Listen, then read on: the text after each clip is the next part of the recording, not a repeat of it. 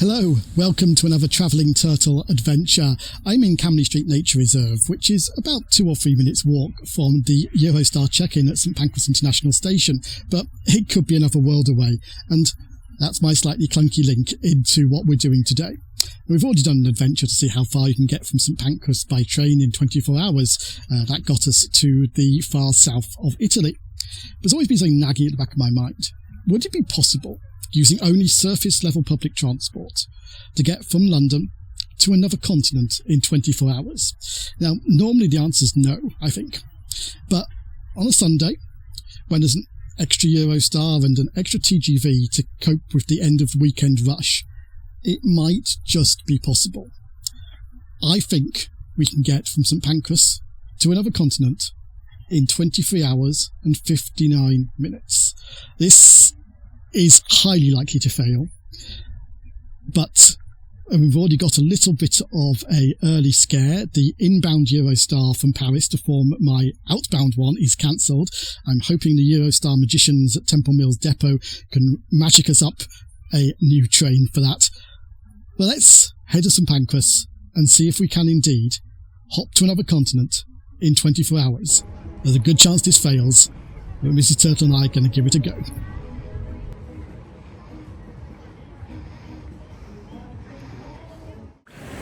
By the time I've strolled to St Pancras, things are looking hopeful. My train is listed as open for check-in on the board, and by the time I've negotiated the ticket barriers, the X-ray machines, and as always had my passport rejected by La République Française's e-gates and instead got it manually stamped by the officer in the glass box, it's clear from the online signalling plans that they've stepped up another train, replacing an old Eurostar with a new one, hence the ticket gate spitting me out a new seat reservation. Fine by me. The layout of the new trains means standard Premier is much closer to the exit at the Gare du Nord, and we may need those minutes.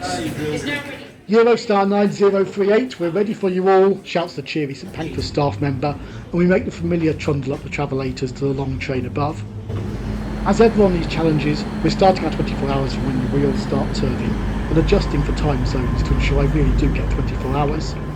Part of me is hoping for a departure 2 or 3 minutes late. I could cope with that at this end, and it would be a helpful boost to my non-existing buffer at the other end of the challenge. But today, the brakes of the 1601 to Paris sigh with release spot on time.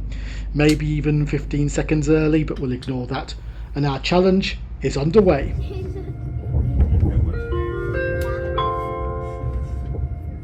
Dear passengers, a very warm welcome on board this Eurostar service to Paris. To Africa. To Africa.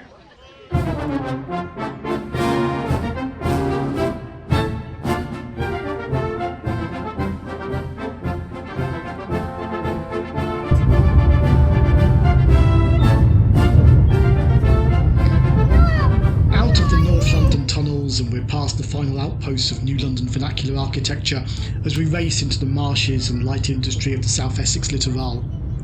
The cutting sides of the rural sections of the High Speed 1 line are a blur with ox-eye daisies at this time of year, blending with the exposed specks of Marley chalk that we are latching ourselves to as a low-resistance route through the Downs and down under the Channel.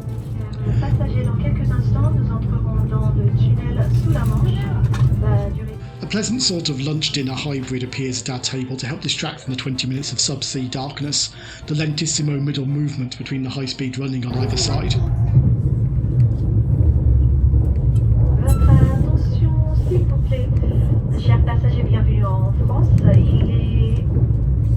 We're out into the French sunlight as coffee arrives. I'm enjoying sitting across the aisle from a French family with small children because I can convince myself that being fluent in the language that French parents speak to their 3-year-olds is the same as my being fluent in French. Marie, sadly, is regretting choosing the chicken. We flash through Lille in the red brick Franco-Belgian borderlands, swinging south at the great triangular high-speed junction of Fréthun for what will hopefully be an uninterrupted hour's straight shot to the capital. We caught up with a slower car shuttle in the tunnel, and I think that's put us a little behind schedule.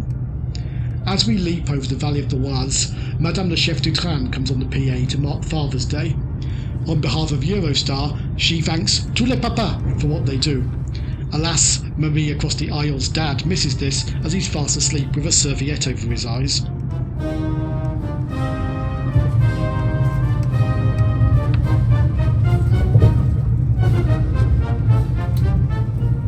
It's a warm Paris summer Sunday evening as we come off the high-speed line and gently slide our way through the suburbs, past Saint-Denis, busy bus and tram interchange and burial place of the Kings of France. We seem to have made up time, and indeed some more on top of that, thanks to some spirited driving and a clear line ahead, and we come to a rest at the Gare du Nord buffer stops 7 minutes early. This makes our next hop, right across the city and deep into the southeastern banlieue, a little more relaxed, though this probably wasn't the ideal moment to learn that an Ile-de-France Navigo travel card isn't actually capable of holding tickets for Paris proper and ones for the suburbs at the same time. Now the proud if unenthusiastic possessor of 2 Navigo cards, I'm heading down to the Gare du Nord's RER platforms, the Réseau Express Régional, or Scruffy Crossrail as I prefer to call it. The joy of the RER network is trying to work out which 4-letter mission code the train you need will be displaying on the front. I've got a bit of slack in my schedule, so I'm going to let the packed semi-fast PITA train go and wait for the slow but quieter KABE train. I'm sure that makes sense to someone. We scuttle mole-like through the incomprehensible network of tunnels under Paris's historic heart, and beyond Luxembourg, not actually Luxembourg obviously, we're on the historic Ligne de Sceaux, absorbed into RER-B, and which is now Europe's second busiest transit artery, after RER-A, obviously.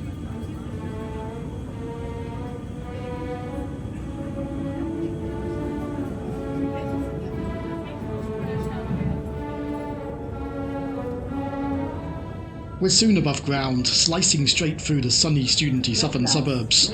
We call it La Place, home, the platform signs tell me, of the terrifying-sounding Maison des Examens. La Place, I feel, sounds like a name you alight on when you're right out of inspiration for place names, but apparently it's named for an 18th century polymath. Enjoying the rush of fresh air, I'm rapidly adopting the opinion that more mass urban transit should have opening windows, if only for pleasant evenings like this.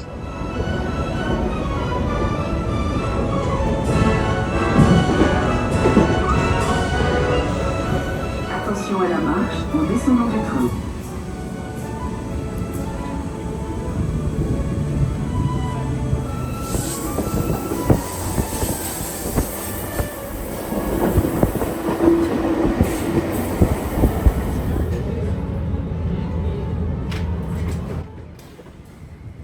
We're at Massie Palaiseau, terminus of the KABE train. Massie, out in the half-urban, half-rural Essonne département, is one of those Paris suburban places that was a sleepy town of 6,000 in 1950 and by 1970 was home to 40,000. More bizarrely, the baronetcy of Massie is the title traditionally taken by the junior cadet branch of the royal family of Monaco, which must be confusing if you're a solid Republican resident of Massie. Why are we here?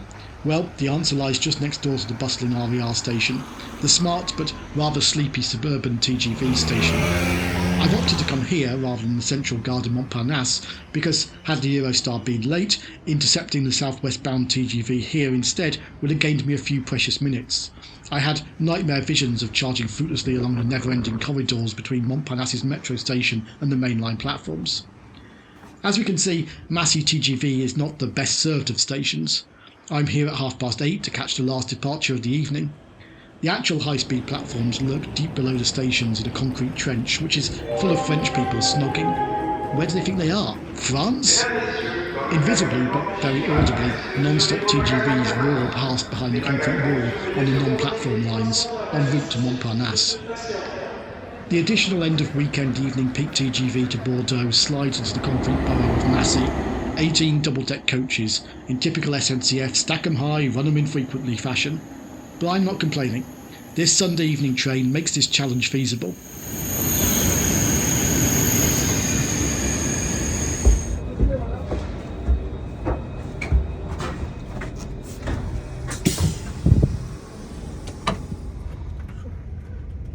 An efficient stop at Massie, and our externally battle-scarred but internally lovely TGV duplex is soon easing out the platform loop and accelerating hard onto the Ligne Grande Vitesse Atlantique across the endless wheat prairies of Vieux-Vellois.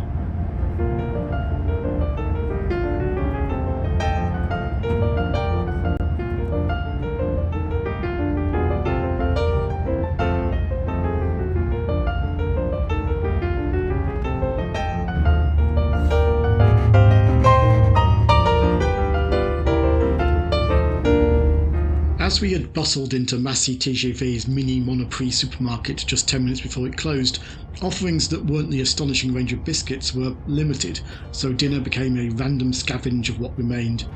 But it turns out tomato and paprika flavoured crackers make a useful shoveling instrument for the tabbouleh, if you're the sort of idiot who forgot to pick up wooden cutlery from Monoprix and lacks the brazenness to go and ask for some at the buffet car. We emerged from a tunnel just outside Vouvray, having hopefully done nothing more than lightly shake the valuable Chenin Blanc grapes in the vineyards above. It all helps with the petillance. And then slide over the Looking Glass Loire. Entering the historic Duchy of Aquitaine, even if we're still many miles short of its modern administrative frontiers, feels like a good marker moment of southwards progress. So far, so good, as the man said as he fell off the skyscraper. The hard bit is yet to come.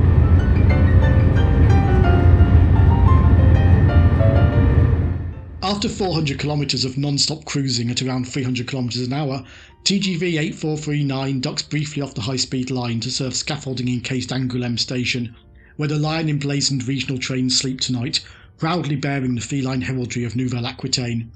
Then we press on for the final short leg to Bordeaux. For those of you who followed me on my not wholly successful attempt to reach the end of Europe at Cabo de Roca, you may be feeling a certain amount of déjà vu.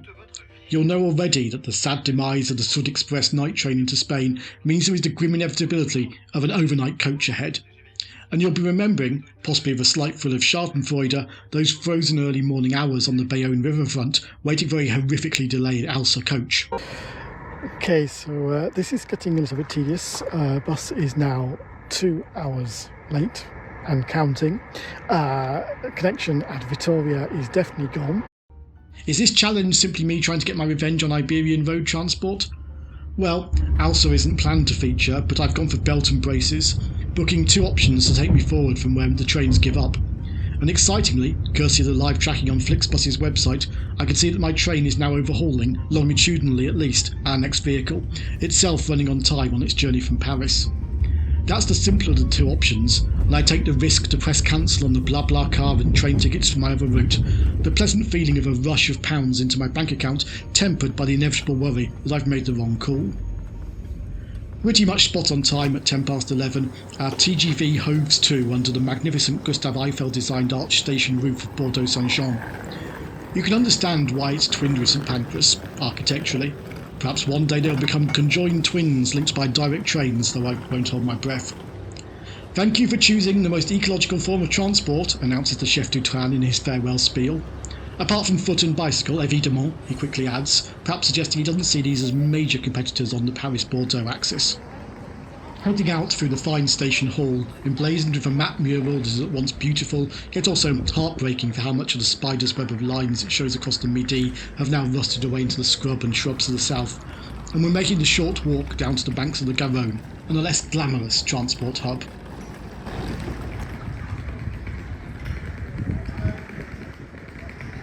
The Palodati coach stop is a couple of benches and some municipal raised flower beds under a railway bridge, though I'm delighted it's a little more salubrious than the out-of-date street view image had led me to expect, which was a graffiti-covered alleyway squeezed between forbidding metal fences. Beside the river, a dual carriageway roars, and it's from here that I anxiously await the appearance of Flixbus 793, a free capitals service linking Paris to Lisbon via Madrid. Unsurprisingly, given relative speeds, it left Paris 4 hours before our TGV did. Despite the reassurances of the live tracking on the website, it's still a huge relief to see the bright green coach swing off the main road spot on time. I've been monitoring this coach pretty compulsively over the past few weeks, and while it's normally punctual, it's sometimes very much not, and tomorrow's connections are tight. From the shadows of the railway bridge, a motley collection of passengers emerge, moths to the fluorescent green flame for our shared international odyssey through the night. Checked aboard by the Portuguese crew, who seem a little surprised to have a passenger for their next stop, Madrid Airport, and I take my seat up front of this strange semi-double-decked contraption, next to an elderly man who clearly thought he'd lucked out with an empty seat next to him. Sorry to disappoint, senor. And 5 minutes early on the stroke of midnight, hopefully because all booked passengers had arrived, our road-stained coach lurches forward and bounces off into the night, with a near-full complement of Portuguese diaspora workers, French students, and weird British people with turtles who do this voluntarily.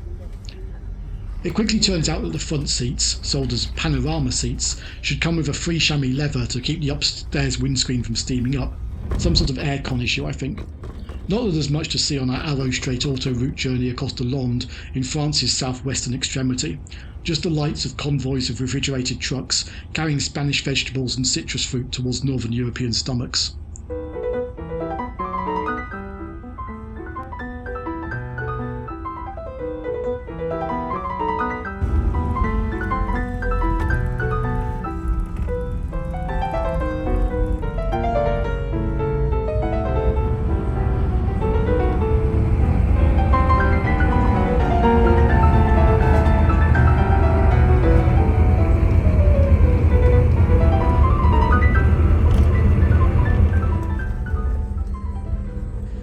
At 2:20 am, the western sky stained red by the densely populated Basque coast around San Sebastian, we are checked out of the French toll system, halt briefly for the two drivers downstairs to play musical chairs, and invisibly cross the Franco-Spanish border, deep in the heart of Euskadi. No more autoroute, now we're on a bilingual autovia or autobidet. While the straight French autoroute encouraged dozing, the autobidets of mountainous Euskadi do not. Narrow, twisting and interspersed with bright tunnels. At times, with the speed needed to keep to schedule, it's all a bit white knuckle on the front seats. On the ear-popping ascent to the 650-metre Puerto de Edzagate Pass, the hair-pinning A1 Autovia del Norte's southern carriageway finds itself heading north on the wrong side of the northbound carriageway. After this rolling ride, it's a bit of a relief, therefore, when we pull off at the misty summit of the pass, on the border of the Basque coastal province of Gipuzkoa and inland Navarre, for a 10-minute break for coffee, cigarettes and diesel. Amid the sleeping lorries at this cold highland service station, a truck driver silently watches his clothes spin round in the smart auto laundrette.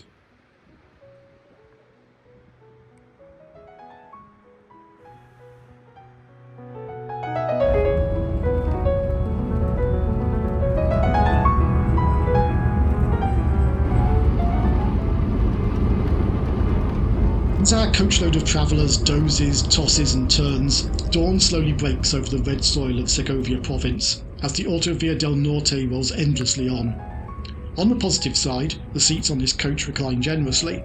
On the negative, mine is broken, so generous recline is the only option available to me.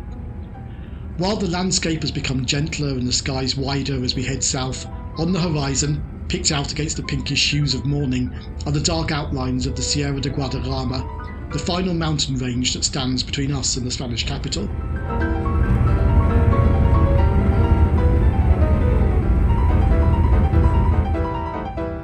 Climbing to over double the heights that we reached in the coastal mountain ranges, we grind up and then punch through the Sierra at the 1,440 metre high Somosierra Pass. Napoleon was the first to drive a proper road through this pass, and like most bits of strategic topography in Spain, this was the site of battles in both the Peninsular War and the Civil War. Bonaparte understood its importance because in 1808 a Franco-Polish force had to fight its way past a heavily outnumbered Spanish detachment here in order to reach Madrid. In 1936, rebel nationalist forces tried to do something similar to advance on the capital, but the Republicans held firm, and indeed held the line along the Sierra de Guadarrama for the rest of the Civil War. Descending from the Sierras, and slowly the scrubby gorse bushes and gnarly olive trees are replaced with white villas and bathroom showrooms.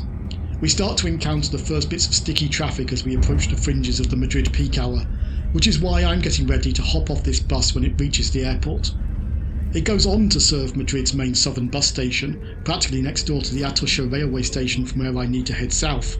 But frankly, I don't trust Madrid's traffic to let us slide through as easily as the timetable suggests. I'm going to instead take the option of burrowing under it. The coach has built up quite a lead on its own schedule overnight, and I'm looking forward to a nice early arrival at Barajas Airport to give me breathing space for our cross-city transfer. It's frustrating, therefore, when we pull up outside a coach depot on a side road about 2 miles from the airport in order to undertake a full crew change. To be fair, it probably isn't as leisurely a procedure as it feels to my impatient internal clock. Before too long, our new driver is steering us under the airport runways and pulling up at the coach station at one of the vast buildings of Barajas Terminal 4, 10 minutes early. The curse of the Iberian coach is firmly laid to rest. Not that we're out of the woods yet. it's still pretty tight to make our train 16 kilometres away at Atosha, and Barajas' coach terminal is a long, though thankfully travelator aided, walk from all the other transit options. Airports, always a long way to get to anything, even when you're not trying to catch a plane. Barajas Airport has both a metro and a Cercanías commuter train option into central Madrid. The Cercanías is faster but less frequent, but thanks to that early arrival and not having to fiddle around buying a ticket, as a high-speed train ticket in Spain automatically has a QR code on it for a suburban journey in your origin or destination, I somehow managed to make the Cercanías train that was due to leave at the time my Flixbus was scheduled to arrive. Nice. As our train trundles its way towards the piles of red apartment blocks and their sentinel guard of glass towers, there's an unforgivingness to the morning light that presages a very hot day here on the Meseta Central, Spain's central shadeless plateau. Normally the Cercanías train from the airport would take us seamlessly right onto the city centre to the south-facing terminus at Atosha, but massive engineering works at the north-facing mainline terminus of Chamartín curtails our service there.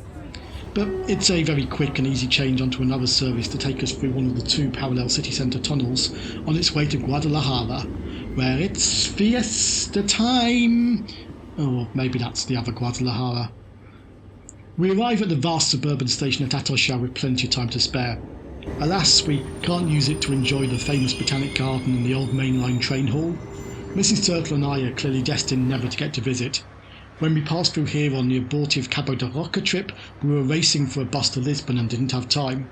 Today I have time, but the gardens are fenced off for reconstruction. Instead, we head through the security theatre that you're forced to pass through to access Spanish high-speed trains. Your bag trundles through an X-ray machine that no one even glances at, while no one checks what you're carrying on your person. Less the Spanish Inquisition, more the Spanish imposition. Ironically, this was all introduced as a response to the 2004 Madrid train bombings which took place on the Cercanías trains. As it would be impossible to impose checks on the crowds of suburban passengers, there's no additional security on them at all. Once the ticket staff have disentangled the queues for Café con Leche from the queues for the 0935 to Malaga, we're allowed down the travelators to the platforms in the new part of Atosha station. Truly astonishing in its scale, as a modernist, almost Chinese-esque temple to high-speed rail. You can see why they decided to abandon the old train hall to large palm trees. Spain's stable of high-speed trains is impressively varied, and if our steed to Malaga looks familiar, it's because the Ave S103 is, well, it would be inaccurate to say it was modelled on a German ICE-3. It is a German ICE-3 to all intents and purposes. About the only difference I can find is that Deutsche Bahn doesn't give you an onboard shoe polishing machine. But otherwise I could just as well be on a train to Mannheim as to Malaga. I'm about to joke that the other way I can tell it isn't Germany is that we leave Madrid spot on time, but then it takes 4 false starts and a couple of apparent resets of the entire train before we get properly underway, so that's fate sorely tempted. The tension in our Preferente carriage eases somewhat when a fellow passenger takes it upon themselves to tell the Spanish lawyer in front of me that we're all sick of her loud Zoom call, in which she is setting out, in English, far more of her forthcoming defence strategy than seems judicious in a public railway carriage. Eventually clear of the industrial and residential Madrid satellites, and we're speeding through the empty, dusty lands of Castilla-La Mancha, barely a habitation in sight for miles. Spain has the world's second longest network of high-speed railway lines and probably the most per capita, pending a fight over definitions, and this was the very first line, opened to link Madrid and Seville in 1992. As we power southwards, the empty landscapes are broken by the mesmerising strobing of lines of diminutive olive trees crouching in the heat, and frankly more interesting than the mildly racy film being shown on the screen in the carriage, being studiously ignored by everyone. Renfe must be about the last train company in the world to still be showing whatever the rail equivalent of communal in-flight films are. What is this, the 1970s? For reasons as never mentioned, our Ave skips its timetable stops at 2 stations, including Puertolano, where despite being banged on the high-speed line, trains have to slow to 40 km an hour to squeal round the town centre curves. I'm pretty sure we'll stop at my station, or the train will have issues with the buffer stops. The trolley guy has served me a nice café con leche, and the skipped stops mean we're picking up time from the false starts, so I'm calm about things.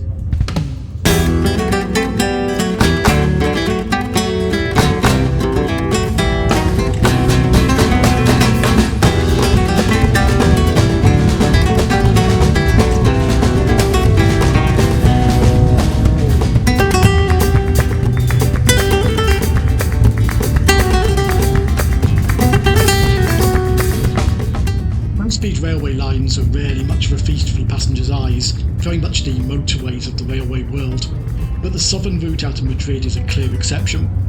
In turns empty, bleak and rocky, then mountains, hills, olive groves and views that stretch for miles as we plunge across the topography. We climb into the Sierra Morena Mountains, home of some of Europe's few remaining links, the southern fringe of the vast central plateau and the 1,000-metre high barrier between Castile and Andalusia. The line descends through more empty landscapes, but every valley we leap across on high viaducts has a little farmhouse beside a small bougainvillea-fringed reservoir.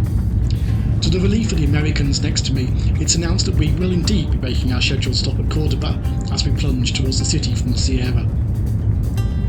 Beyond Cordoba, where we've trimmed our delay to 10 minutes, we branch off onto the newer Malaga line, opened in 2007, and somewhat more of a run-of-the-mill high-speed railway in the ferocious way it approaches the hills. We call it Antequera Santa Ana, a vast dual-gauge junction complex in the middle of nowhere. Technically, this is the junction for the Mediterranean port I need to get to, but that's a slow, infrequent, looping, broad-gauge mountain line of little use to a speedrunner. Instead, we're sticking to the Ave as it heads straight for the Sierra Nevada, plunges underneath it in a 7-kilometre long tunnel, and begins the final steep descent towards the coast. As we drop seawards, whitewashed houses begin to crowd the jagged slopes in the first bit of serious population density we've seen since Madrid 3 hours ago. Ladies and gentlemen, next station, Malaga Maria Zambrano. Through some sort of timetabling subterfuge, we arrive at Malaga Maria Zambrano station 2 minutes early. Nearly every Spanish major city station is named for a local notable, very often female. Maria Zambrano was a Malaga-born philosopher who spent much of her life in exile from Francoism. But her station is by no means the most confusingly named in town, from the perspective of a Londoner. That accolade goes to Malaga Victoria Kent, leftist politician of the Second Republic and surprising opponent of women's suffrage.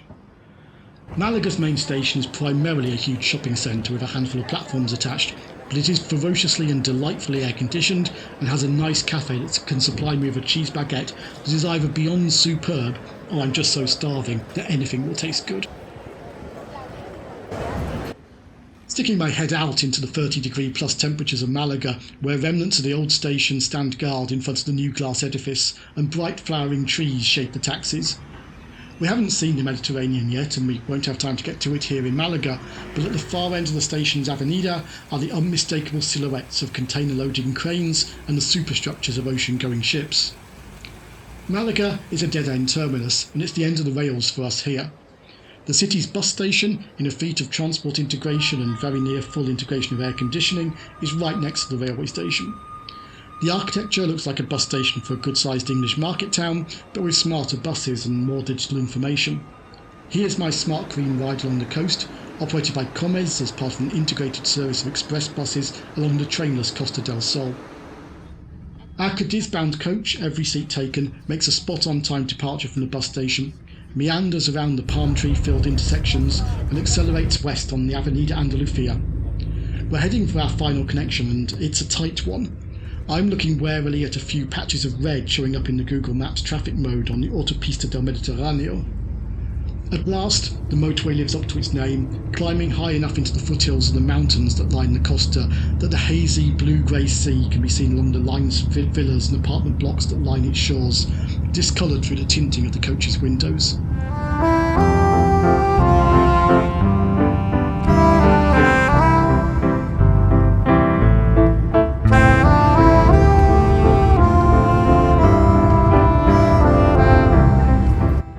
The Costa del Sol is probably the only place where I've seen a green bridge across a motorway to provide an uninterrupted golf course.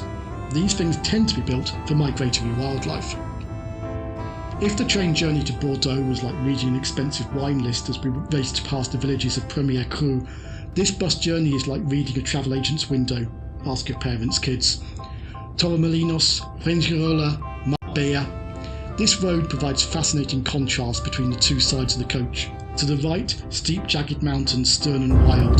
To the left, every low hill to the coast is topped with either terracotta tiled villas, whitewashed apartments, or a crane building more of the same. The scale of growth of the Costa del Sol during the Spanish miracle years when the Franco regime opened up to tourist development was astonishing. At the end of World War II, Marbella was a tiny jasmine-scented village with just 900 people.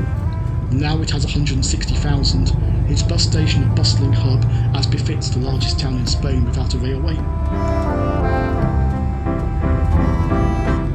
Estepona, the next place where we dive off the motorway, seems a nice, sleepy, flower-lined sort of place, which I can't help feeling might have looked very different by now if the mouse had stuck with its original plan to build his Euro Disney World here rather than some obscure spot called Paris.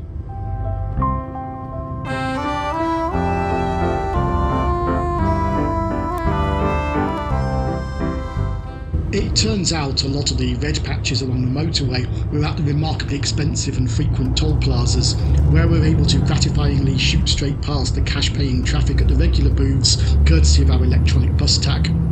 Despite this, the bus is running about 3 minutes late, which doesn't sound much, but is towards the upper end of the tolerance to make the final connection. We could do with that not growing at all. Westward progress is confirmed as, on the horizon beyond the floral central reservation, appears the unmistakable silhouette of the Mediterranean's most famous rock. Now, I've never seen Gibraltar before in real life, but there's an immediate recognition of its isolated bulk. And that means we're approaching the narrow straits that separate the vast open ocean of the Atlantic from the Mediterranean paddling pool, but also the point where the continents of Europe and Africa come closer than anywhere else, separated by barely 10 miles of strategic brine. We're eschewing the British Peninsula, which lacks any regular direct link to Africa, and curving round the industry-lined Bay of Algeciras to reach its namesake city, which glowers across at Gibraltar from the western shore of this vast half-moon-shaped bay.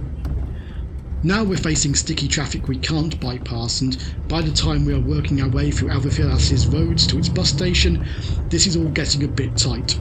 It's going to come down to how well I can speed walk the kilometre from the bus station to the terminal in unforgiving heat, and just how strictly the ferry company keeps to its published check-in times.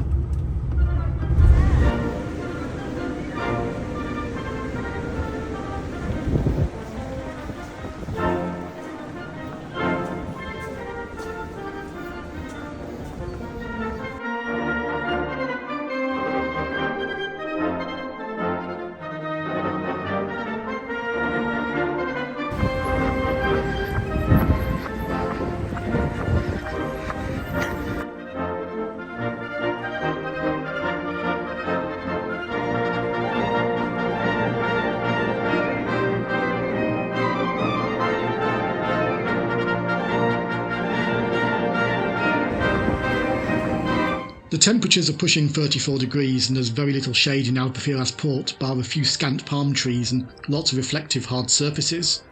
Check-in for the ferry should have closed a minute ago as I charge into the pleasantly cool foot passenger terminal, up the world's slowest escalator, to be nonchalantly waved through the ticket and security check and finding the 4 PM ferry across the Straits isn't even boarding yet.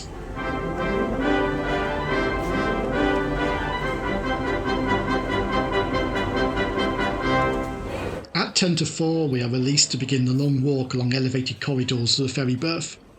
If you've spotted where the ferry's going, a few purists may be yelling at me right now. Futa is, along with Melilla and a few random rocks, one of the Spanish enclaves that sits on the otherwise Moroccan shore. Spain's answer to Gibraltar, though far more politically tied to Madrid than Gibraltar is to London. Futa is in the EU, in the Schengen zone even, but it's unarguably geologically part of the continent of Africa. The ferry will take us over the fault line between the Eurasian tectonic plate and the African one. I chose Futa because I think the chances of managing Africa in 24 hours are very thin if you need to factor in the far stricter check-in and immigration for a Morocco-bound ferry, even if the crossing is just as short. We board our smart vehicle-carrying catamaran, the Cecilia Payne.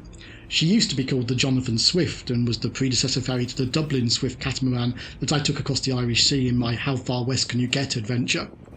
In line with the pro-female pioneer naming policy of Balearia ferries, she got renamed for a British-American astrophysicist when she moved to the Straits of Gibraltar. Well, I'm glad there was no issue with catching the ferry. The latest boarding is a bit worrying. The 4 PM departure is due to arrive in Futa at 5 PM, 1 minute before our deadline runs out. The Cecilia Payne clearly arrived a bit behind schedule from Futa, and vehicle loading is still ongoing. But everything's reasonably efficient and we edge, escorted by the pilot boat, away from the quay, 5 minutes late. Let's hope that suspiciously round-numbered 1 hour crossing time includes a chunk of recovery time. By the time I found the well-hidden outside deck, you have to go up some steps that look like they only lead to the premium section of the ship, we're dropping off the pilot and we're accelerating out of Algeciras port, which, as well as being the passenger departure point for Ceuta and for Tangier in Morocco, is Spain's largest cargo port and the second largest in the Mediterranean basin.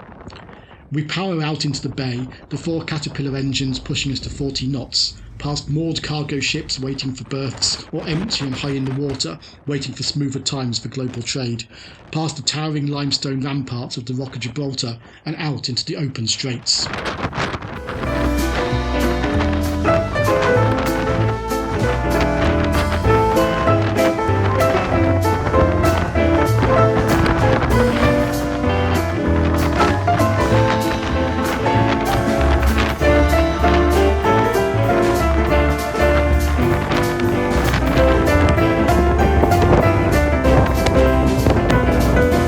It's a hazy sort of day, so while it may be just 10 miles across the straits, it's not until we're at least halfway across that another continent begins to emerge on the horizon. First comes the dark outline of Jebel Chinda mountain in Morocco, then Futa town and its low-lying isthmus hove into view.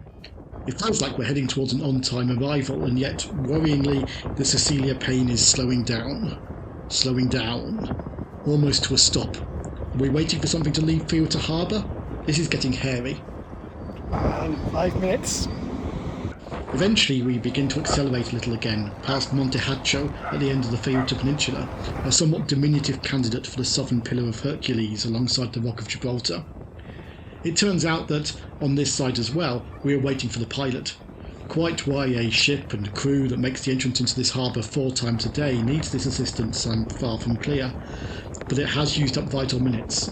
The chances of actually setting foot on African soil by 1701 are looking very slim indeed. And, indeed, as 1701 ticks up, we are not quite docked. But you know what? We are well within Ceuta's harbour walls, we're floating above the African tectonic plate, and we are under the jurisdiction of the Ciudad Autónoma de Ceuta, part of Africa and Europe all at the same time. I think, on any fair reckoning, we made it. But for the purists, it was 24 hours and 9 minutes before we set foot on an African geographic soil, or more accurately, gangplank. It's a short walk from the ferry terminal to reach the historic walls of Ceuta Old Town, below which flows a defensive moat which by some definitions links the Atlantic and the Mediterranean. Ceuta was originally held by the Portuguese, and indeed the city's flag is basically the same as Lisbon's, but was heavily settled by the Spanish. In recognition of this, Portugal ceded control to Spain in 1668, which was almost immediately followed by an unsuccessful Moroccan siege, which at 33 years in length is thought to be the longest siege in history. Because Ceuta and Melilla have been under Spanish control since Spain became a modern state, the Madrid government considers them to have a different status to the rest of Spanish Morocco, retaining the enclaves when they withdrew from the rest of Morocco in 1956. As an autonomous community, this little enclave of 80,000 people has a similar status under the Spanish constitution to Catalonia or Madrid. And, if we're honest, it doesn't feel African at all. Indeed, while the old walls no longer serve a purpose, it's still a fortified town. Just beyond that headland at the Moroccan border, an enormous, almost Berlin-esque wall cuts off the EU from political Africa. Clashes between the Spanish police and migrants at the fence are a common occurrence. Ceuta may feel more like a pretty standard, if rather pretty, Spanish seaside town, luxuriating in its fine architecture, street-side cafes and strollable shopping streets, but it's also a frontier post. Just one of 2 tiny points with sister town Melilla, where the EU meets an African nation. It's a toehold on another continent, and we got here in 24 hours from London. Hello from a baking hot Ceuta, where I'm having a desperately needed cold beer after that 24-hour dash from London St Pancras to another continent. Now, some people might say that saying that Futa is on another continent is a bit of a stretch. Politically, certainly isn't, but it's a fascinating place, and geographically, this is Africa. So, thank you so much for coming along. It's been great fun. Hope you've enjoyed as much as I have. Mrs. Turtle sadly isn't getting a beer because that's not good for turtles. But we're going to have a leisurely evening here, exploring this fascinating enclave on the African shore of the Mediterranean, the Straits of Gibraltar. and look forward to seeing you on the next video.